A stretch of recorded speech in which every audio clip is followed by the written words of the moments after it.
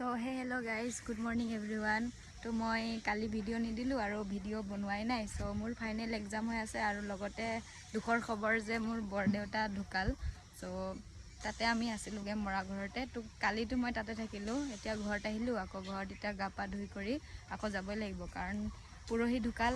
So কালি second দিনা আছিলে আৰু আজি তিলনি আছে, তো তাতে যাম। গাইস বলক এতিয়া গা ধুই লওঁগৈ, গা পা ধুই কৰি ওলাই যাওঁ আৰু মানে ৰাইজক আমাৰ ঠাণ্ডা দিয়াৰ পৰম্পৰা নিভাই আছোঁ আৰু লগতে ৰাইজক দিয়াৰ লগতে নিজেও খাই লৈছোঁ। আৰু এতিয়া হৈ আছিলে আমাৰ তাতে নীতি নিয়ম। তো বলক ज़्यादा अंधकार नहीं हो गया है क्या है ये केला इतना केला लाया है जो अय बाबू কাম কৰিব আহিছে সপৰিয়ালৰ খানা নে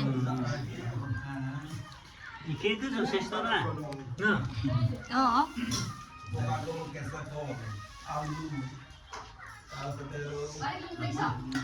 একসুম খা আরে নাম গো আসলে কি কইলে এটু কি গছ আছিলে কঁঠাল কি কৈছে মিহি মিহি পাতলি খেলি খেলি কঁঠাল খাবলৈ বহি গলো আমি বাপ ৰে ইয়েৰুৱা আছে ডাঙৰ হৈ গ'ল আকৌ তো গাইস অতনিটো খপৰিয়ালে একেলগে খাই কৰি থাকিলো আৰু মই সন্ধিয়া টাইমত অলপমান ঘৰত আহিলো।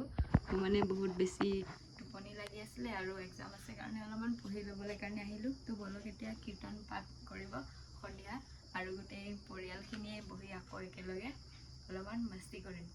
যেনে বলক আৰু যাওঁ বৰ্তা ঘৰত।